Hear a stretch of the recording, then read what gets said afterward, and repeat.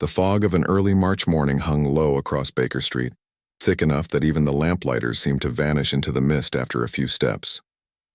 I had been seated by the hearth leafing through the medical journals that cluttered my post bag when Mrs. Hudson bustled in with a telegram. She looked half flustered, for it was uncommon for a wire to arrive at so early an hour.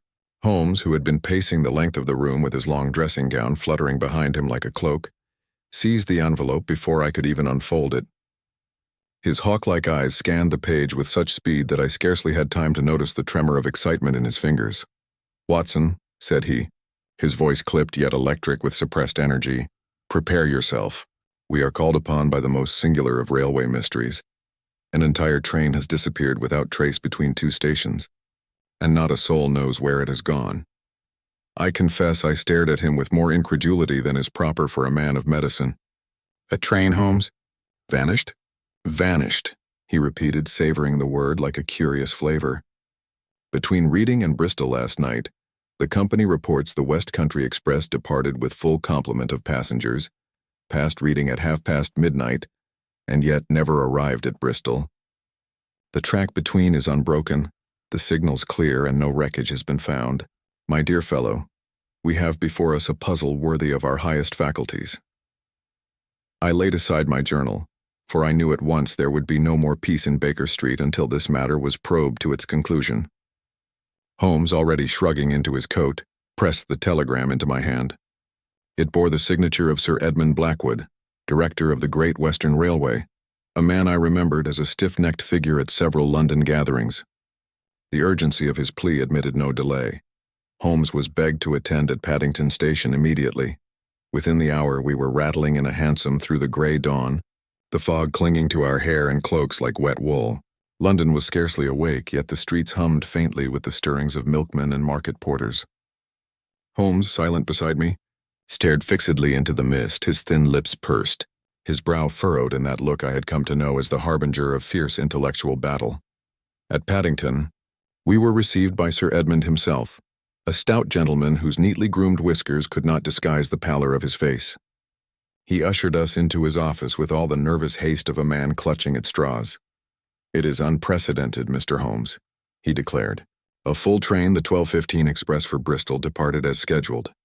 There were 22 passengers, not including crew. It passed Reading, confirmed by both signalmen and the telegraph. Yet at Bristol it never appeared. We have scoured the line, every yard of it. No derailment, no damage. The rails themselves bear no sign of breakage or tampering. It is as though the earth swallowed the carriages whole." Holmes fixed him with his penetrating gaze. "Your words, sir, are of considerable gravity. Yet before we assume the supernatural, let us first be content with the possible. I take it the telegraphic records confirm departure from Reading at the stated time." "Precisely, Mr. Holmes. The signalman at Reading logged it. He swears the express passed, and it was observed by 1 or 2 late-night travelers as well. But beyond that, nothing. And the interval between Reading and Bristol? No unscheduled stops? No sidings in use?" "None save a disused branch near Didcot, long abandoned and in no condition for use. We examined it thoroughly. Impassable." Holmes leaned back in his chair, steepling his fingers. "Trains, Sir Edmund, are substantial beasts. They do not vanish into ether. That leaves 2 explanations. The records are false, or the train was deliberately diverted and concealed. The former implies conspiracy at Reading. The latter, a sophistication and audacity of which I confess I have seldom heard." Sir Edmund's lips tightened. "The press is already sniffing about. If word spreads that a train can disappear upon our lines, it will ruin us. I beg you, Mr. Holmes, solve this before scandal destroys the company." Holmes rose. "We shall begin at Reading. Watson, we take the next train." The journey was swift, though to my impatient mind it felt slow as eternity. At Reading, the station master received us with the strained courtesy of a man beset by questions he could not answer.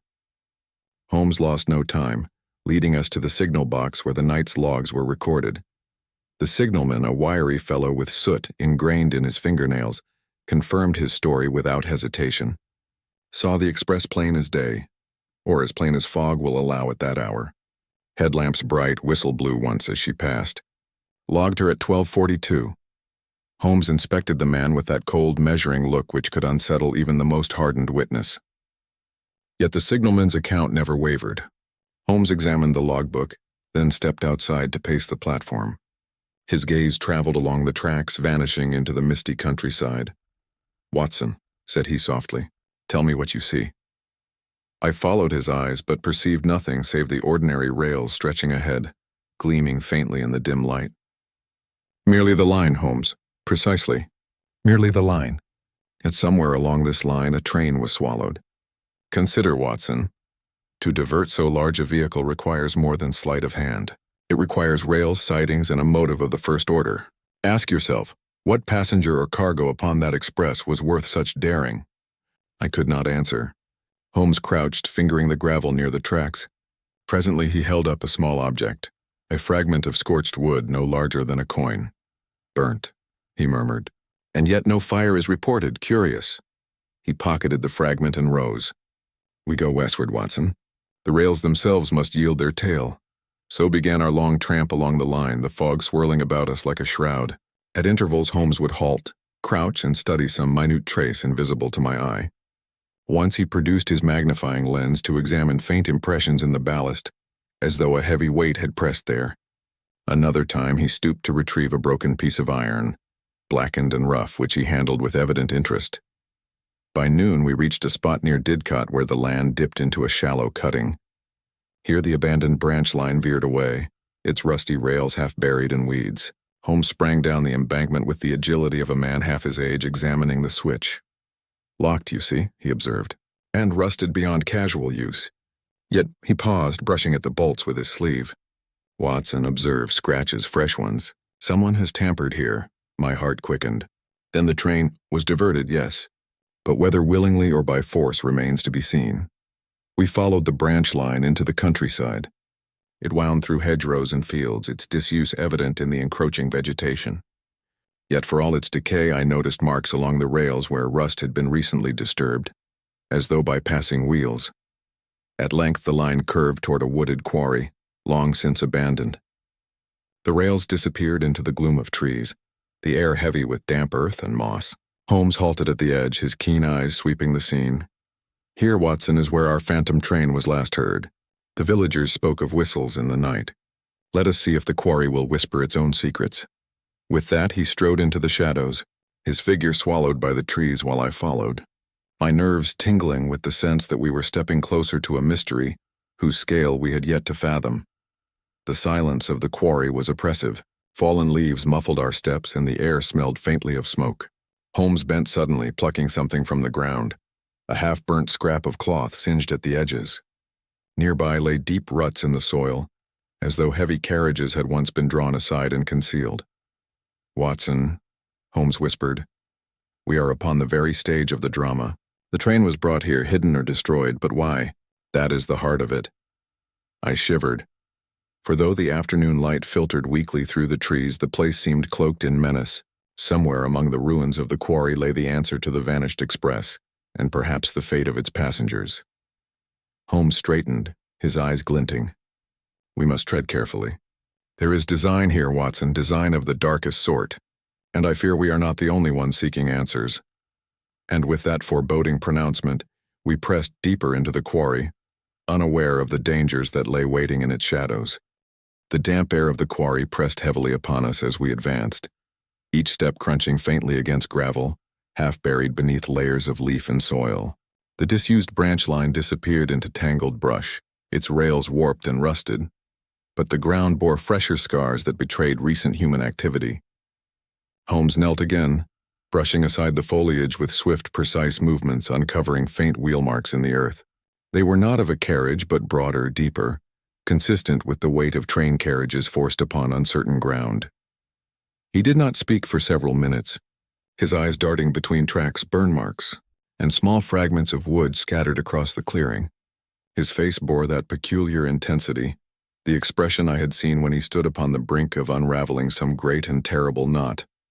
"Watson," he said at last, his voice low and measured, "they brought it here. The express was diverted deliberately into this quarry, and what remains before us is no natural decay, but the bones of concealment. Note the charred timbers scattered like refuse.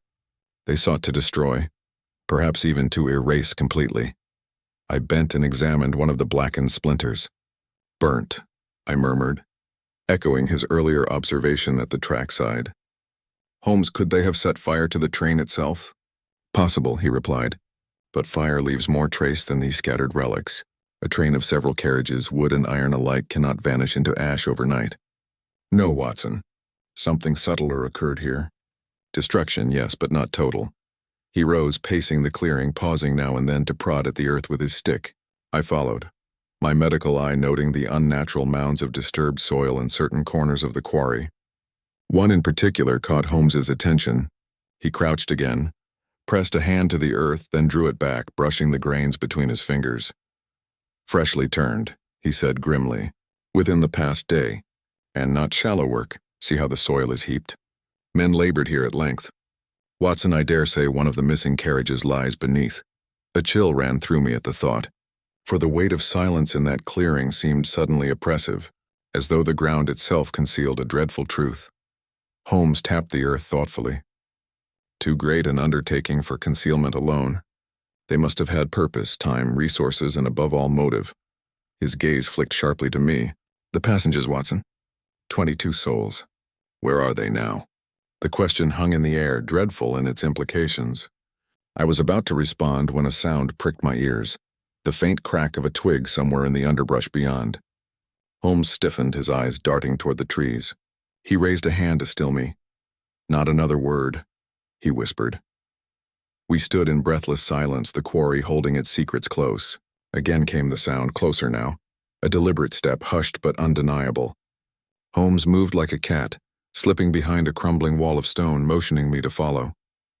We crouched in shadow, waiting. From the tree line emerged a figure, roughly dressed, cap pulled low, face gaunt and sharp. He carried a lantern half covered by his coat, and moved with a furtive caution that betrayed his awareness of trespass. He advanced toward one of the disturbed mounds, pausing to glance about as though fearful of discovery. Holmes's hand touched my arm lightly, a signal of restraint. The man bent low, setting down his lantern, and with a small spade began to dig into the mound. Each scrape of metal on soil echoed unnaturally loud in the still air. After several minutes of labor, he drew out a small wooden chest, no larger than a traveling case, and brushed the dirt hastily from its surface. Holmes exhaled softly, almost a hiss of satisfaction. There, Watson. A prize worth hiding a train for. I leaned forward, heart pounding, as the man forced open the lid. The faint glow of the lantern revealed stacks of papers and what looked to be leather-bound ledgers. He rifled through them nervously, then closed the chest and secured it beneath his arm. Holmes tensed, ready to move, but before he could spring from our concealment, another figure appeared at the edge of the clearing. This one was taller, broader of build, and carried a revolver loosely in his hand. Thought you'd be clever, did you, Carter? The newcomer growled, his voice thick with menace. Thought you'd come back alone, snatch the goods for yourself? The smaller man, Carter, stiffened, clutching the chest to his breast. It's not what you think, Briggs. I was only... But the larger man stepped forward, raising the revolver. Save it. You'll not cheat the rest of us. Holmes moved with sudden decision, springing from the shadows with the precision of a striking hawk. Hold, sir, he commanded, his voice slicing through the night air. Lower that weapon, or by heaven you'll find yourself facing a far deadlier enemy than betrayal. The gunman whirled, startled by Holmes's sudden appearance, but his finger tightened upon the trigger. I too surged forward, my own revolver drawn instinctively, for I had long since learned that accompanying Holmes demanded more than medical readiness. Drop it, I barked, leveling my aim. For an instant time seemed suspended, the two ruffians glaring at us, Holmes with eyes like steel, myself with weapon steady. Then with a muttered curse, Briggs flung the revolver aside. The smaller man, Carter, clutched his chest of documents all the tighter, trembling with visible fear. Holmes approached, his hand extended in a gesture that was at once commanding and strangely reassuring. Now, my good fellow, let us dispense with theatrics. You stand upon the brink of crimes that will hang you both unless you speak. This chest you guard with such devotion. What does it contain, and why was an entire express train sacrificed to hide it? Neither man answered at once. Briggs glared, but Carter's resolve wavered. His eyes darted to the ground, to the chest, then to Holmes's implacable face. At last he stammered. It ain't mine, sir. Orders, that's all. We were told to see it buried, the train too. We was paid handsomely. I swear it, I don't know more. Paid by whom? Holmes pressed. Carter swallowed, his lips trembling. A man they called the Colonel. Never gave a name, never showed his face full. Came through reading, gave instructions, coined the lot.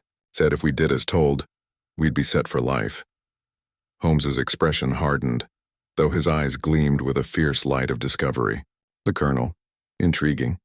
And this chest, papers, ledgers, no doubt of immense value. You poor fools, you were but pawns. Suddenly, from the far side of the quarry came the sharp whistle of another lantern. More men. Holmes turned swiftly to me. Watson, we must withdraw. To remain is folly. Bring the chest, we cannot leave it.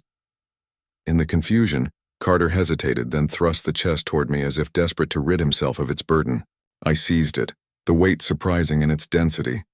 Briggs, with a snarl, lunged as though to reclaim it, but Holmes's cane struck out sharply, catching him across the arm and sending him sprawling.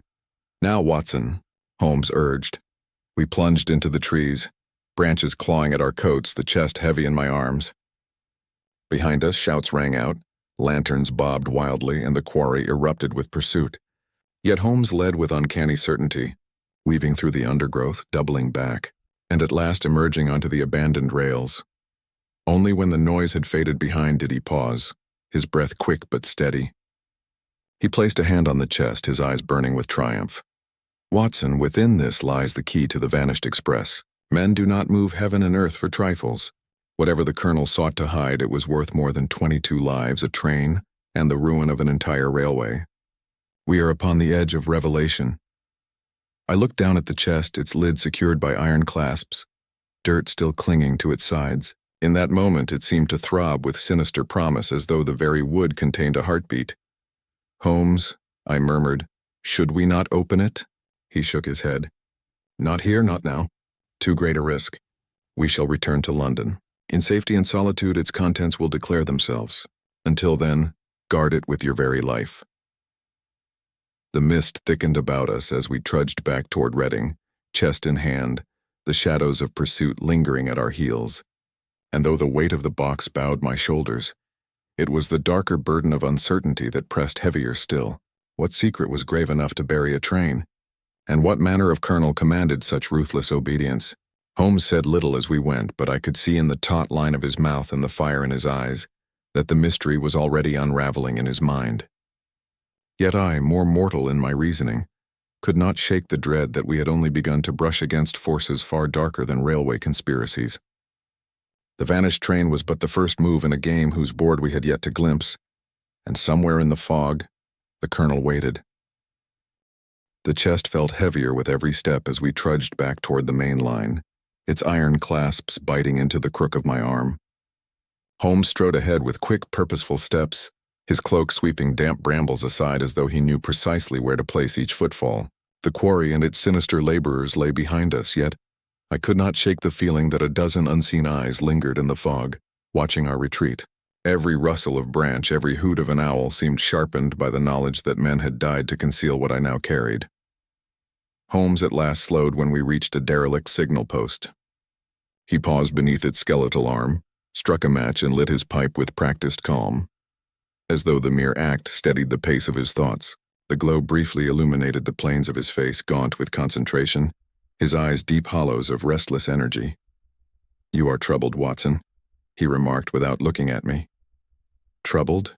I exclaimed, lowering the chest onto a mossy stone with a grunt of relief. Good heavens, Holmes, we were nearly shot in that quarry. Men are dead or buried alive, and we carry a chest whose very weight seems accursed. You call that mere trouble? His lips curled faintly, though not in mockery. Your anxieties are justified. But mark this. Danger is the ink in which the most illuminating truths are written. Without risk there is no revelation. He drew deeply upon the pipe, exhaled, and the smoke swirled about us like the very fog through which we had fled. Consider, my dear fellow, what power or secret requires the destruction of a train and the silencing of its passengers. We are not dealing with common thieves or railway rogues. This has the touch of international intrigue. I shivered, though not entirely from the night's chill. Then surely the police should be told. Scotland Yard, Lestrade would. Holmes cut me off with a swift gesture. No, Watson. To reveal this prematurely would be to place our quarry on guard. The colonel, whoever he may be, will hear whispers long before officialdom stirs from its slumber. No, we must open the chest ourselves and discover what we face before drawing the curtain wide. The firmness of his tone silenced my objections, though my unease lingered. He picked up the chest himself, surprising me with the ease with which he shouldered its bulk, and we resumed our march toward Reading. We reached the small station as dawn paled the sky, its lamp still glowing dully against the fog. Holmes bribed a sleepy porter into securing us a private compartment aboard the earliest train to London. It was not until the compartment door was locked and the train lurched into motion that Holmes set the chest upon the seat opposite and drew a set of slender tools from his pocket. With deft fingers he worked at the clasps. The iron yielded with a reluctant groan, and at last the lid creaked open. The interior was stuffed with papers, bundles of letters, ledgers bound in leather, sheets covered in figures and cipher-like notations. Holmes leafed through them rapidly, his keen eyes darting across columns of numbers, pausing here and there to trace a line with his finger. "Watson," he said, his voice vibrating with restrained excitement, "this is no mere financial record. It is the skeleton of an enterprise. Arms shipments, bribes, coded correspondence. Look here. Shipments routed through Antwerp, consignments of rifles disguised as farming equipment, sums transferred to accounts under false names. And these signatures." He held a page closer to the window, letting the weak dawn light reveal the ink. "Yes, I thought so. Military officers. A colonel's hand appears more than once." I leaned forward, scanning the crabbed handwriting. "Good Lord, Holmes. You mean to say the colonel is not a mere sobriquet, but a man of rank?" "Precisely. A man with both military knowledge and access to resources sufficient to hijack an express train without raising suspicion. This is conspiracy on a grand scale, Watson. Smuggling, treason, perhaps even preparations for war. The enormity of it struck me like a blow. 22 passengers vanished into fog, all to protect papers that could implicate powerful men in betrayal of the crown." "But Holmes," I said in hushed urgency, "if these documents are genuine, we sit upon a powder keg. If those men from the quarry follow us, if they know we have them, they will know soon enough," he replied calmly. "Which is why we must move swiftly before the colonel closes his hand upon us. Speed is our sole ally now." The train rattled through the countryside, carrying us inexorably closer to London. Holmes continued his examination, making swift notes in his small leather book.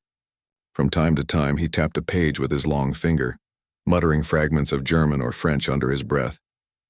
At last he snapped the ledger shut with a decisive thump. "We have the thread," he declared. "The colonel has woven a web across borders, but every web has its center. These consignments, Watson, converge upon a single name, Dominic Rourke." The name struck a faint chord of memory. "Rourke, the mercenary engineer dismissed for fraud? You spoke of him days ago when we first examined the tracks." "The very same," Holmes confirmed. "A man who knows railways intimately, who has the skill to divert an express into a quarry without leaving trace. He serves as the colonel's hand in England. If we find Rourke, we find the colonel." Before I could reply, the compartment door rattled violently. Holmes stiffened, signaling me to silence. Another attempt followed, accompanied by the unmistakable scrape of metal against lock. Someone was attempting to force entry. Holmes rose without haste, his movements deliberate, and produced his revolver from within his coat. I mirrored him, my heart hammering in my chest. The lock gave a protesting squeal, then a sudden crash as the door burst inward. 2 men lunged into the compartment, rough figures with the hard eyes of hired brutes. One carried a kosh, the other a knife that glinted in the dim light. Holmes fired at once, the report deafening within the small space. The knife man shrieked and dropped his weapon as the bullet grazed his arm. I surged forward, striking the kosh wielder square in the chest with my shoulder. We grappled fiercely, the compartment rocking with our struggle, the chest sliding precariously across the seat. Holmes brought his cane down upon the wounded man's wrist, sending him sprawling. My own opponent fought like a beast, but desperation lent me strength, and with a final wrench I sent him crashing against the doorframe. Holmes slammed the door shut again, securing the bolt. The 2 men, dazed and bleeding, stumbled backward into the corridor, where the clamor of approaching guardsmen suggested their fight had ended in failure. "Quick thinking, Watson," Holmes said, retrieving the chest. His voice betrayed no tremor, though a bead of sweat glistened upon his brow. They grow bold indeed to assault us upon a moving train. The colonel's reach is long. The remainder of the journey passed in tense silence, both of us alert for further intrusion. None came. At last the train steamed into Paddington, and we slipped quickly into the bustle of London. Holmes hailed a cab, ordering the driver to Baker Street with urgent speed. Once safe within our rooms, Holmes placed the chest upon the table and locked the door. He paced before the fire, his hands clasped behind him, eyes blazing with restless thought. "Watson," he said finally, "we stand at the threshold of the colonel's design, but we have also announced ourselves to him. He will stop at nothing now. Already his agents track us. We must be ready for their next move." I sank into my chair, the exhaustion of the night's flight at last claiming me. Yet even as my limbs ached, my mind raced. The vanished train, the quarry, the chest of secrets, the colonel, it all formed a pattern too vast for me to grasp. But in Holmes's relentless stride and piercing gaze, I sensed that he already saw the shape of the storm. And somewhere beyond Baker Street, perhaps even in the very heart of London, the colonel plotted his reply. Holmes's pacing grew faster as the firelight flickered against the walls of Baker Street. His every movement suggested a mind running at a velocity no human tongue could match. I had seen him in such moods before, half trance, half fever, when each detail of a mystery fell into place in the intricate architecture of his thoughts. He stopped abruptly, thrusting his hands into his dressing-gown pockets, and turned toward me. "The colonel has made his play, Watson. His men dared to strike upon a train swarming with guards. That means only one thing. The contents of this chest are of such consequence that he fears even a day's delay may undo him. We must assume, therefore, that his grand design is nearing completion." I nodded, though a chill stole into my heart. "And what might that design be, Holmes?" He tapped the side of his head, his eyes gleaming. "Patience. To speculate without adequate data is the ruin of logic. Yet I suspect a movement of arms, the orchestration of insurrection, or perhaps a destabilization meant to cripple the government's will. The ledgers speak of shipments, but shipments require destinations, and destinations imply purpose. That purpose, Watson, will tell us all." He snatched up the papers and laid them out across the table, arranging them with quick, precise hands. Figures and symbols stared up at us in cold defiance. Holmes bent over them, murmuring fragments of German and French, tracing lines with his finger. I sat opposite, my medical eye catching not patterns but the toll the effort took upon him. The slight hollow of the cheeks, the restless flicker of his eyes, the tremor that came not from weakness but from the pressure of thought wound too tight. At length, he struck the table with sudden triumph. "Here." This ciphered margin note repeated across 3 documents. At first glance, a series of meaningless letters, XNV, BDL, TRH. But place them against this other set and the pattern emerges. "Watson, these are station codes, railway junctions marked in shorthand. The colonel's entire operation flows along the veins of the railway itself." "Railways," I breathed, the enormity dawning on me. "The very arteries of the nation." "Precisely. And no man is better suited to exploit them than Dominic Rourke, disgraced engineer, now revealed as the colonel's instrument. See here, Paddington, Swindon, Gloucester. The routes converge upon one terminus, Bristol." I felt my pulse quicken. "Then it is in Bristol we must look?" "Not Bristol itself, Watson. The port beyond. A shipment large enough to require the concealment of an entire train would demand a vessel of considerable size. The West Country offers several such harbors." He paused, eyes narrowing. "We must move quickly and yet with caution. If the colonel has agents bold enough to storm our compartment, he will have men watching the rails, the ports, perhaps even our own rooms. We are at war, Watson, though no war has yet been declared." The thought settled heavy upon me. I rose and checked my revolver, ensuring its cylinder was fully loaded. Holmes watched me with the faintest smile, a look both approving and mournful. "Your courage, my friend, is the anchor to my sails," he said softly. "But steel and lead alone cannot win this contest. We must outthink the colonel, anticipate his every move." We spent the better part of the day in preparation. Holmes dispatched telegrams in coded form to allies at Scotland Yard and to Mycroft at the Diogenes Club. He instructed Mrs. Hudson, with his usual courtesy, to bar all visitors unless bearing the correct phrase. He even went so far as to don one of his remarkable disguises, a weary, red-nosed clerk in shabby attire, whose very presence would vanish into the sea of London's anonymity. "Watson, he said as he affixed the final touches to his whiskers. "You must accompany me not as my physician, but as my shadow. Say little, observe much, and above all, keep your weapon close." Thus armed and resolved, we set out into the London night. A cab bore us to Paddington once more, where Holmes's disguise allowed us to slip unseen onto a westbound train.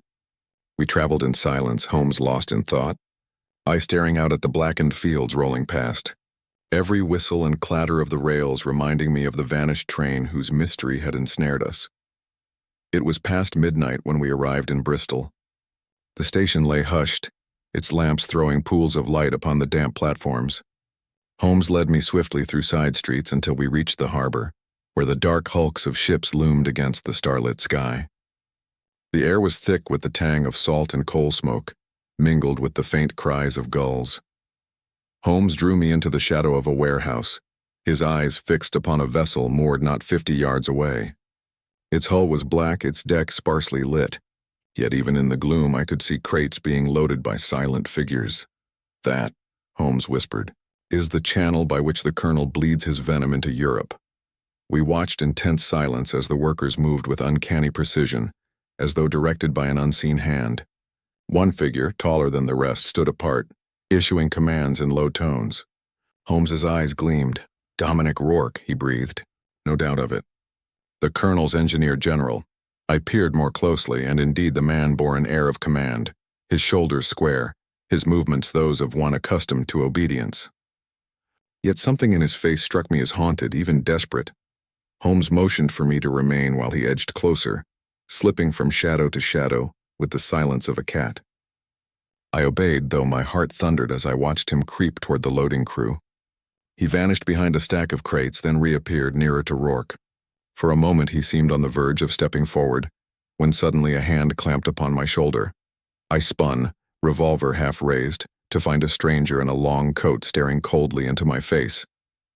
Another figure emerged behind him, then another. Within seconds, 3 men hemmed me in, their eyes hard, their movements deliberate.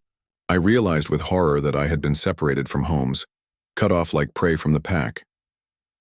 "You'll hand over the weapon, Doctor," the first man said softly, "and come with us quiet. No need for noise." My grip tightened upon the revolver, but I saw the glint of steel at his companion's waist and knew resistance would be suicide. With grim reluctance, I allowed them to disarm me. Holmes had disappeared entirely. The last I glimpsed of him was the faint flicker of his disguise vanishing deeper into the maze of crates, unaware that I was already in enemy hands. They marched me quickly along the quay, past silent warehouses and shuttered shops until we reached a waiting carriage. I was thrust inside, the door slammed, and the wheels rattled over cobblestones. My captors said nothing, their eyes fixed upon me with watchful contempt. At length, the carriage drew up before a darkened townhouse on the edge of the city. I was escorted inside, up a narrow stair, and into a dim chamber whose sole light came from a single oil lamp. There, seated at a desk strewn with maps and papers, was a man whose presence commanded instant attention. Tall, spare, with a hawk-like profile and eyes that glittered like steel beneath heavy brows. This was no mercenary or hired thug. This was intellect wedded to authority, calculation sharpened to cruelty. The Colonel. He rose with slow grace, as though every motion were part of some unspoken ceremony, and regarded me with the faintest trace of amusement. "Dr. John Watson," he said in a voice both cultured and chilling. "How punctual of you to arrive at last. I had hoped to speak with Mr. Holmes, but perhaps you will suffice. After all, one need not seize the head of the snake when the heart may be made to falter." I stood rigid, my heart pounding, yet even as fear gripped me, a single thought burned clear. Holmes would come. He always came. The Colonel's gaze never wavered, and in that still chamber, with the sea wind moaning faintly beyond the shutters, I realized the true gravity of the game into which we had been drawn.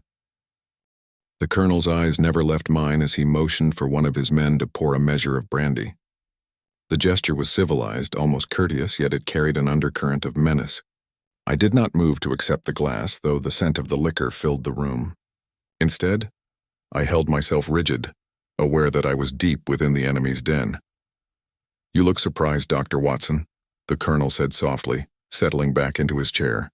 "Did you truly believe you and your clever friend could interfere in matters far beyond your comprehension without consequence?" I answered with as much steadiness as I could muster. Holmes will not be hindered by threats or intimidation. If you believe otherwise, you misjudge him gravely.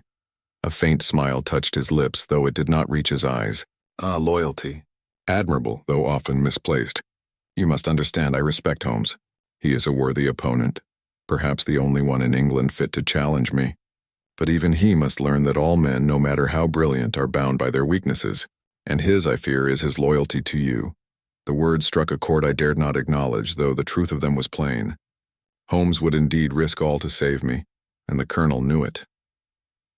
You see, Doctor, he continued, rising and pacing slowly across the chamber, my struggle is not against your friend alone. It is against a system that has poisoned this nation for too long. The railway is its spine, the lifeline of empire and commerce. Seize that spine, bend it to my will, and the whole body will fall. I tried to mask the unease that rippled through me. And for what purpose? Wealth, power? You cloak your schemes in rhetoric, but it is nothing more than criminal ambition. He stopped, turning sharply toward me. For the first time there was fire in his eyes, and I glimpsed the depth of his conviction. Criminal, you call it? I call it liberation. Every empire rots from within, and I am merely hastening the decay. Nations fall not from external enemies, but from traitors within their own gates. I intend to expose that rot, and profit from it, yes, for profit is the only language the powerful understand. But make no mistake, Doctor. What I build will outlast your feeble institutions. His voice carried a cold fervor that made my blood run chill. I realized then that this man was no mere brigand or smuggler. He was a zealot, a strategist, a general of shadows. You speak as though you already hold victory, I said, struggling to steady my tone.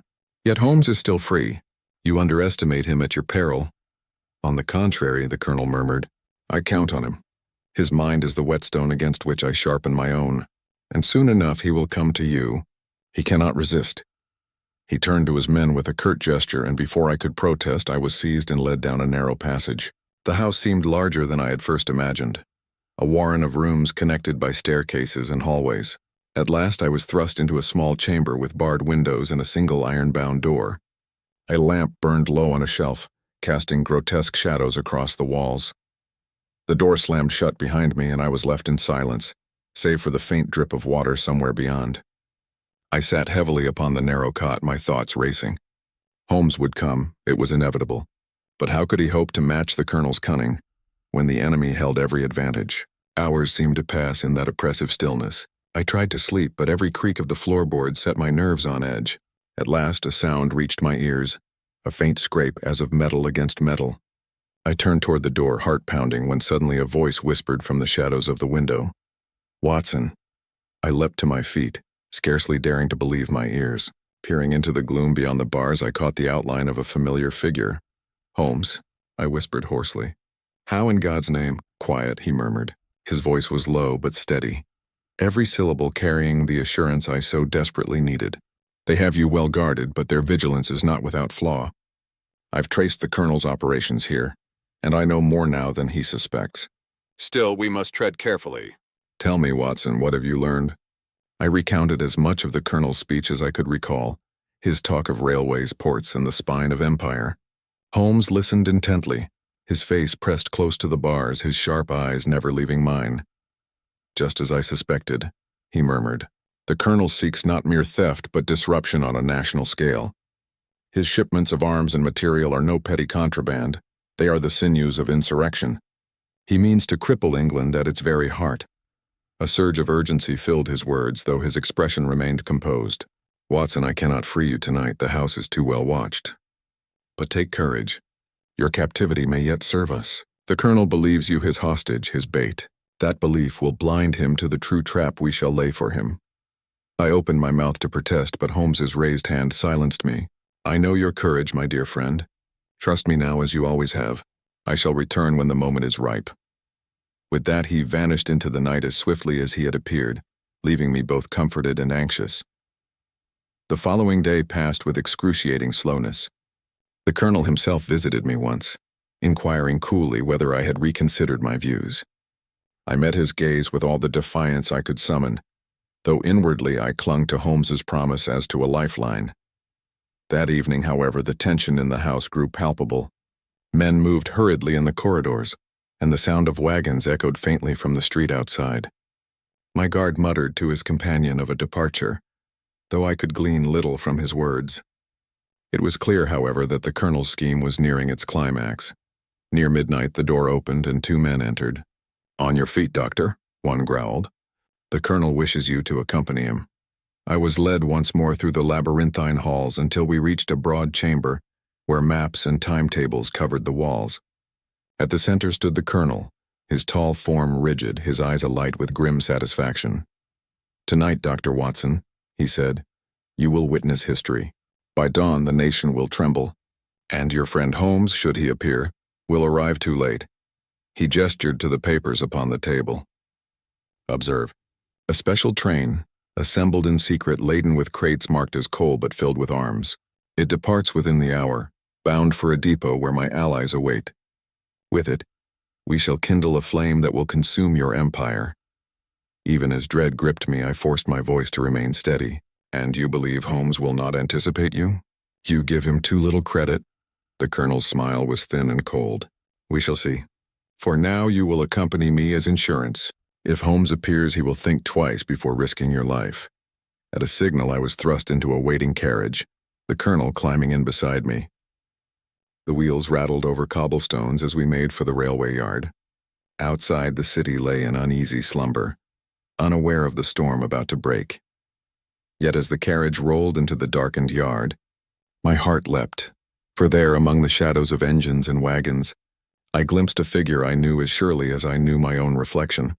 Holmes was already there. The colonel had no idea. The wheels of the carriage jolted as it entered the yard, the lanterns outside casting long, slanted beams that caught the steam rising from idle engines. The smell of coal and oil hung thick in the air, and the distant hiss of pressurized boilers mingled with the muffled clank of metal being shifted by unseen hands. The colonel sat opposite me, his face calm but watchful, his gloved fingers drumming lightly against the pommel of his cane. I tried to keep my gaze outward, to mask the sudden spark of recognition that had flared within me when I had glimpsed Holmes's silhouette lurking among the shadows. The colonel believed he held every advantage, but I knew Holmes well enough to understand that he had already calculated each step of the evening. Yet knowledge of his presence did not ease my apprehension, for one false move could doom us both. The carriage came to a halt beside a line of wagons where men labored in near silence, hauling crates from warehouses and loading them onto the flatbeds. The crates bore markings that declared them to be fuel or machinery, but I remembered Holmes's words. These were no innocuous supplies. Inside lay rifles, explosives, and material intended to set the colonel's schemes aflame. "Observe, Doctor," the colonel said as he stepped down from the carriage, gesturing with pride at the organized flurry of activity. "Efficiency is the true strength of command. No army, no rebellion, no enterprise can succeed without discipline. These men are mine not because I pay them well, though I do, but because they believe. They believe in power, in order, in the future I promise them."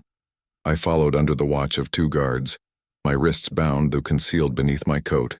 The colonel's voice carried across the yard, calm yet commanding, and the men straightened their shoulders at his words. He was not wrong in what he said. His presence inspired loyalty, however twisted its cause. The train itself loomed at the edge of the yard, its great engine gleaming in the lamplight. Steam curled from its stack like breath from a slumbering beast, the firemen stoking it in preparation for departure.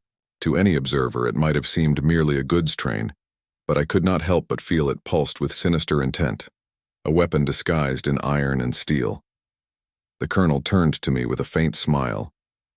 "You see, Doctor, we are beyond the point of speculation. By the time your friend discerns the full extent of my design, the train will be gone, and England will awaken to a new reality." I met his gaze. "You underestimate him still. Holmes is not so easily outmaneuvered." "Perhaps," he said with a shrug, "but even Holmes cannot be in 2 places at once. And tonight, every second is mine to command." Before I could answer, a whistle cut through the night.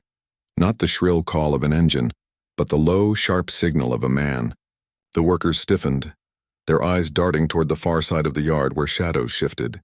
Then, with startling precision, lanterns flared to life, revealing figures emerging from the gloom. "Scotland Yard," a voice bellowed. "In the name of the Crown, lay down your arms." For a fraction of a second, silence held. Then the yard erupted. Cries rang out. Men dropped their crates to snatch up pistols, and the hiss of escaping steam grew louder as the engine's firemen scrambled to stoke the flames. The colonel's composure did not falter. He snapped an order in a language I did not recognize, and his men moved with drilled precision, forming lines and drawing weapons. Gunfire cracked through the night, the acrid scent of powder filling the air as yard constables ducked for cover. Amid the chaos, I felt a hand seize my arm and pull me backward into the shadows. I turned, half expecting another of the colonel's men, but my relief was near overwhelming when Holmes's face emerged, grim and determined.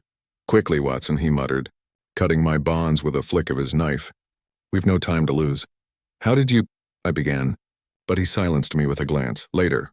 For now, we must prevent that train from leaving the yard." Even as he spoke, the engine gave a shuddering lurch forward, the wheels grinding against the rails as though eager to be set loose. Men clambered aboard, weapons bristling from the wagons, and I realized the colonel's intention. The confusion was no hindrance, it was his shield. If the train escaped into the night, pursuit would be nearly impossible. Holmes darted forward, weaving between stacks of crates, and I followed close at his heels. Bullets whined past, striking sparks from the iron fittings, and shouts echoed as the yard officers attempted to press their advantage. But the colonel's men fought with a ruthless discipline that forced the constables into cover.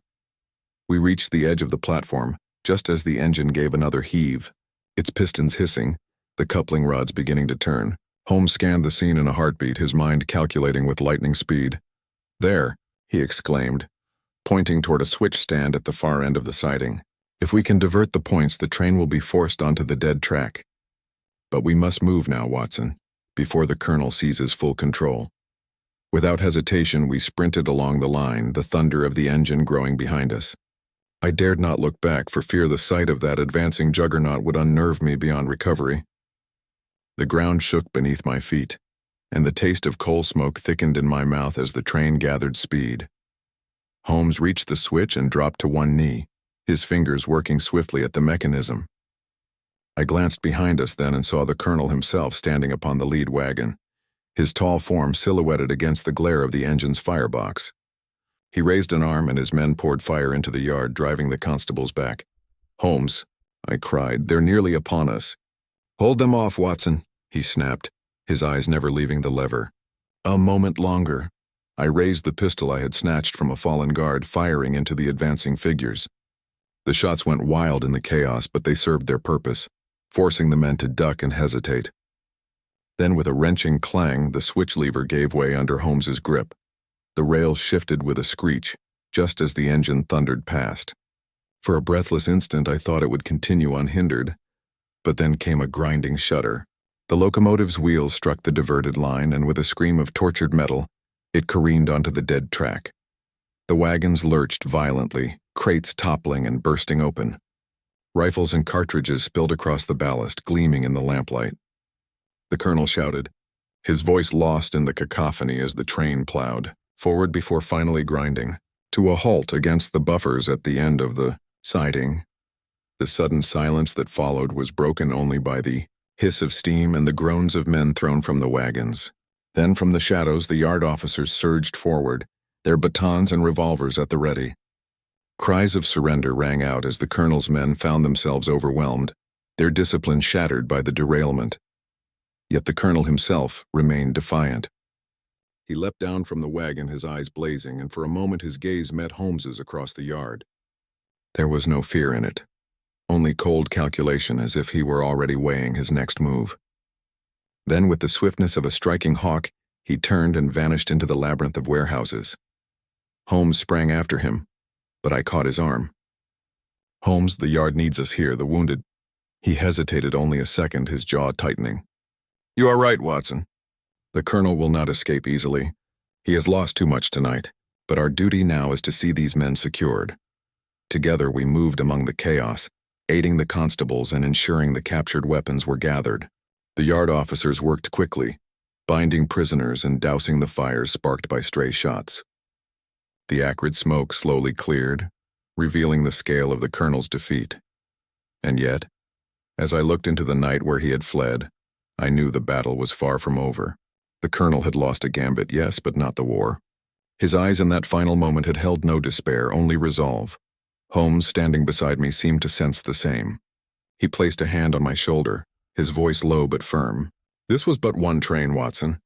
One night, one plan thwarted. But mark me well, the colonel is a man who will not rest. He is wounded, and such men are most dangerous when cornered. I nodded, though unease gnawed at me. The case was far from closed, and the colonel's shadow still hung heavy over us. As the first light of dawn touched the horizon, casting its pale glow over the yard of shattered wagons and broken crates, I realized that the true reckoning had yet to come. Holmes lit his pipe, his eyes fixed upon the horizon. "Come, Watson," he said quietly. "There is much yet to do. The game has only just begun." The dawn light had scarcely broken across the soot-streaked roofs of the city when Holmes and I returned to Baker Street, weary from the night's ordeal, yet unable to rest. The train yard still haunted my thoughts, the deafening crack of rifles, the hiss of escaping steam, the thunderous derailment that had thrown men and cargo alike into chaos. Though the yard had claimed a victory, I knew in my heart it was incomplete. The colonel had escaped, and with him the unbroken thread of the mystery. Holmes, however, was not one to indulge unease. He sank into his chair, drew the first long draught from his pipe, and closed his eyes as though summoning his thoughts into order. I busied myself with tea, but when I placed the cup at his elbow, his gaze flickered open and fixed on me with that familiar intensity. "Watson," he said, "this affair has only now reached its crucial point. Last night we thwarted a plan, yes, but a man such as the colonel does not gamble all on a single throw. His escape was not a retreat in despair, but a step into some deeper design." I sat opposite him, feeling the weight of those words. "And yet he is wounded, Holmes." "Surely the yard will have the city scoured by now." Holmes gave a small, mirthless smile. "Scotland Yard is many things, my dear fellow, but it is not a spider's web. The colonel thrives in the shadows where official eyes seldom see. The man commands loyalty, and such men rarely find themselves without a refuge. No, we must think not of his flight, but of his purpose. He has lost his weapons, his train, a portion of his men. What remains to him?" I considered the question, but before I could answer, Mrs. Hudson entered with the morning's post. Holmes sifted swiftly through the letters, discarding most with a flick of the hand, until his fingers stilled upon a small envelope marked with no return. He tore it open with a sharp motion, scanned the single sheet within, and passed it silently to me. The message was written in a precise, almost military script. "You have delayed me, but you have not stopped me. The train was only one path, and there are others. Do not interfere again, or the blood that is spilled will not be only that of strangers." A chill passed through me. "He dares to threaten you directly?" Holmes leaned back, tapping the stem of his pipe against his palm. "It is not a threat, Watson. It is a statement of intent. The colonel wishes us to know that his enterprise continues. It is both a challenge and a declaration, for such men thrive on the certainty of their own destiny. This, if anything, is our advantage, for by making himself visible he narrows the field of his concealment." Before I could reply, a knock sounded at the door. Inspector Lestrade entered, his face drawn from a sleepless night, his coat still dusted with coal grit. "Well, Mr. Holmes," he said, "we've mopped up the yard, taken over 24 prisoners, and seized enough arms to start a war. But the man we truly needed is gone, and the press will be howling by noon. The yard is pressing every informant, but he's vanished like smoke. What do you make of it?" Holmes gestured for him to sit. "You will not find him by battering at doors, Lestrade. The colonel is no petty thief to be snared in a dragnet. Consider instead where his loyalties lie, and where his network breathes. Such men do not vanish into thin air. They are harbored by those who share their purpose. And where would that be?" Lestrade demanded. Holmes closed his eyes briefly. "In London's underbelly, Inspector. In the dens where loyalty is purchased by fear or ambition. He will need men, resources, and a new stage upon which to act. And he will not wait long, for he knows time is not his ally." Lestrade muttered darkly, but before more could be said, Holmes rose suddenly, his manner abrupt. "Come, Watson. The game moves, and we must move with it." I had learned not to question him in such moods, and within minutes we were once again upon the streets, the air sharp with the scent of dawn frost and the clamor of carts beginning their day's work.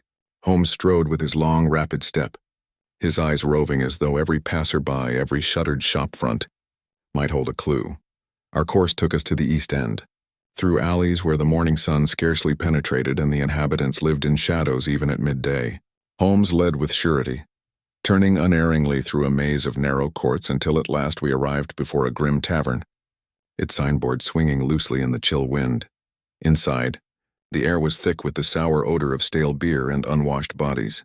A few rough men dozed upon the benches, their eyes narrowing as we entered. Holmes moved with calm assurance to the bar, where he produced a coin and slid it across to the barman. "We seek a man," Holmes said quietly, tall, soldierly, bearing himself with command. "He passed this way last night, I believe." The barman glanced at the coin, then at Holmes, suspicion warring with greed. "And if I say he did? Then you will tell us where he went." Holmes's voice was soft but edged with steel. The man hesitated, then jerked his head toward the back. "Saw him head down Cable Street. He wasn't alone, had 2 lads with him, hard sorts. They knew where they was going." Holmes nodded once, then turned on his heel. "Come, Watson." We followed the trail through the twisting lanes until the crowds thinned and the houses grew meaner still. At last Holmes halted before a warehouse whose windows were boarded and whose door sagged upon rusted hinges. He motioned me to silence, then pressed his ear to the wood. For several tense moments he listened, then glanced at me, his eyes alight. "Voices," he whispered. "He is within. Watson, we must proceed with care. The colonel is like a cornered wolf, and such beasts strike hardest when threatened." We slipped into the shadows, finding a side door through which Holmes deftly picked the lock. Inside, the air was close and thick with the smell of damp and iron. We crept along a narrow passage until it opened into a vast, dim chamber. There, beneath the skeletal rafters, a cluster of men stood around a table strewn with maps and papers. At their center stood the colonel.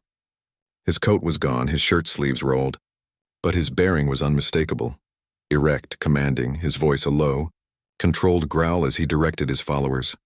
"This setback changes nothing," he said. "The train was one arm of the design, but we have others.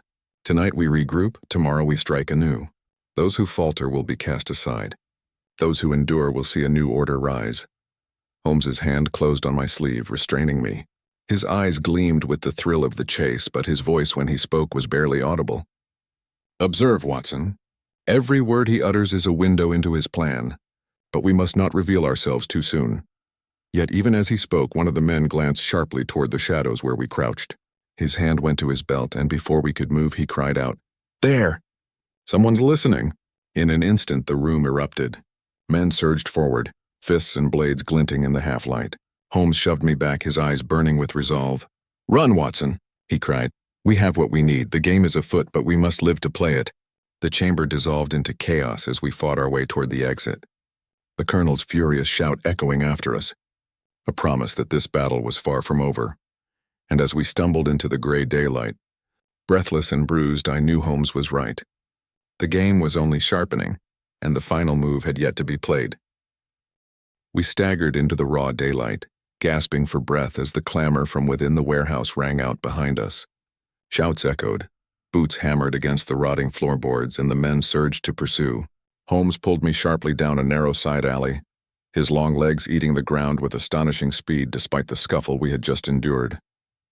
His coat caught against a jutting nail, tearing along the seam, but he scarcely noticed, dragging me onward with the urgency of a man who knew every second counted.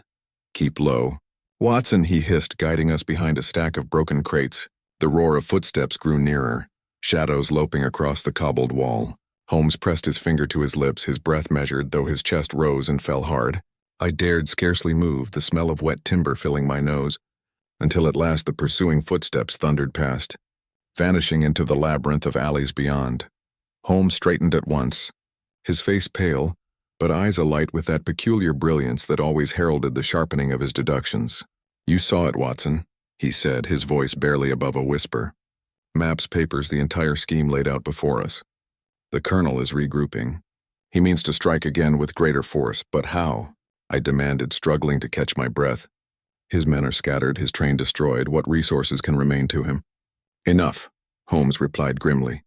"A man like the colonel does not rely on one engine of destruction. His mind is a general's. He plots in layers, contingencies upon contingencies. Tonight's gathering was no desperate remnant. It was preparation for the next blow." He drew his coat close around him and gestured sharply. We must reach Baker Street at once. There is no time to lose. The journey back passed in tense silence, broken only by Holmes's sudden pauses as he traced the threads of thought spinning through his mind. Once within the familiar warmth of our rooms, he paced before the hearth with swift, purposeful strides. I had long grown accustomed to these moments when his mind ran faster than his body could keep still. He stopped only to seize a sheet of paper, sketching rough outlines of London's sprawl, circling certain points with quick, impatient strokes. "Consider, Watson," he said, thrusting the sheet toward me. "The Colonel's goal has never been mere profit. This is not the crime of an opportunist, but the strategy of a zealot. He speaks of order, of rebirth through chaos. To such a mind, what better theater than London itself? He would not squander his designs on some minor strike. No, his target must be vast, symbolic, crippling." His finger jabbed at the map. "Here, the great rail junction at Bishopsgate. Thousands pass through daily. Supplies flow in and out to all corners of the empire. Disrupt that and you choke the arteries of the city itself. And here, the armory at Woolwich, lightly guarded at night, yet housing enough powder to fuel a regiment. Either could serve his purpose. Either could provide the spectacle he craves." I shuddered at the thought. "And you mean to confront him there?" "Not confront, Watson, trap." Holmes's voice grew taut with resolve. "He believes himself beyond the yard's grasp, beyond my deduction. That arrogance is our weapon. We will give him the stage he craves, only to close the curtain upon him forever." At that very moment, a knock sounded upon the door, and Lestrade entered, harried but resolute. "Holmes," he said, "I've men combing every den in Whitechapel, but the Colonel's ghosted us again. Blasted, he's as slippery as Moriarty himself. Tell me you've something better." Holmes turned slowly toward him, his face carved in sharp relief by the firelight.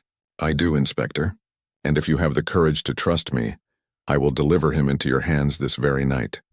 Lestrade blinked, suspicion and hope warring in his eyes. "On what terms?" "That you follow my direction precisely. No deviation, no premature heroics. The Colonel must believe himself safe until the very instant the snare closes. Agree to this and you shall have your quarry." Lestrade exhaled slowly, then nodded. "So be it. Where do we go?" "Bishopsgate," Holmes replied without hesitation. "Post your men discreetly in plain clothes scattered among the crowd. Watson and I will draw the Colonel into revealing himself. He will not resist the bait, for his pride will demand it. Tonight, gentlemen, we finish this game." The hours that followed were a blur of preparation. Holmes moved with relentless precision, instructing Lestrade's men on their positions, drafting signals for silent coordination, and arranging every detail as though staging a play. I watched him with a mixture of admiration and dread, for I knew how narrow the margin of error must be. A single misstep, and the Colonel would slip away, or worse, unleash devastation upon the city. By nightfall, the junction at Bishopsgate was alive with its usual throng.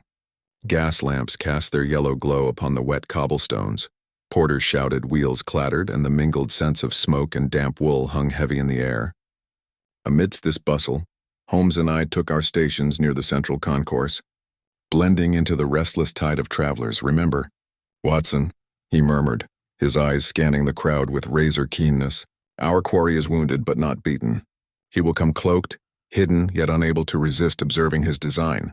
Watch for a man who commands space by presence alone, even in disguise. Pride cannot be concealed." I obeyed, my eyes darting from face to face, every tall figure a potential adversary, every shadow a threat. Minutes stretched into what felt like hours. Then at last Holmes's hand tightened briefly upon my arm. "There," he whispered. I followed his gaze to a figure moving with deliberate calm through the press of people. His coat was plain, his hat pulled low. Yet there was no mistaking the erect posture, the measured stride of command. 2 burly men flanked him, their eyes scanning with a soldier's vigilance. The Colonel. My heart hammered in my chest as Holmes subtly gestured to the scattered plainclothes officers. The net was drawing in. The Colonel paused near a loading platform, his gaze sweeping the junction with quiet satisfaction. He reached into his coat, withdrawing a folded paper, the maps we had glimpsed in the warehouse. He opened it, tapped a spot with his finger, and murmured something to his men. That was the moment Holmes chose to strike. He stepped forward with sudden boldness, his voice cutting through the noise like the crack of a whip. "Colonel, your campaign ends here." The effect was instantaneous. The colonel's head snapped up, his eyes blazing as recognition flared. For a heartbeat he froze, then with a roar he flung the map aside and reached for the pistol at his belt. Chaos erupted. Lestrade's men surged from the crowd. Shouts rang out, and the concourse dissolved into pandemonium. The colonel fired once, the shot sparking off iron railings, and the throng screamed, scattering in terror. Holmes lunged forward, grappling with one of the colonel's guards while I rushed to intercept the other. The force of the man's blow nearly felled me, but desperation lent me strength, and I struck back with every ounce of resolve. Through the melee, the colonel fought like a man possessed, his eyes fixed with fury upon Holmes. "You meddling fool," he spat, his voice carrying above the din. "You think to break me with tricks and constables? I will burn this city to ashes before I bow." But Holmes met his gaze unflinching, his grip steady as he twisted the colonel's wrist, sending the pistol clattering across the stones. "Your war is over, Colonel," he said, his tone like iron. "London will not fall to your delusions." In that instant, Lestrade and his men closed in, pinning the colonel and his guards with practiced force. The crowd began to settle, though cries and murmurs still rippled through the station. The colonel struggled wildly, his face contorted with rage, but the chains of law had at last bound him. Holmes straightened, his breath harsh but controlled, his eyes never leaving his foe. For a long moment the two men held each other's gaze, one consumed by unyielding pride, the other by relentless clarity of mind. Then the colonel was dragged away, his curses echoing through the junction until the night swallowed them. As silence returned, I looked at Holmes, who stood motionless, his expression unreadable in the gaslight. At last he exhaled, a slow, measured breath, and turned toward me with the faintest shadow of a smile. "It is done, Watson," he said quietly. "The last train to nowhere has reached its final station." And with that, he gathered his coat about him and walked into the night, leaving behind the echoes of chaos, the whispers of triumph, and the unshakable truth that in the ceaseless battle between order and destruction, Sherlock Holmes had once more prevailed.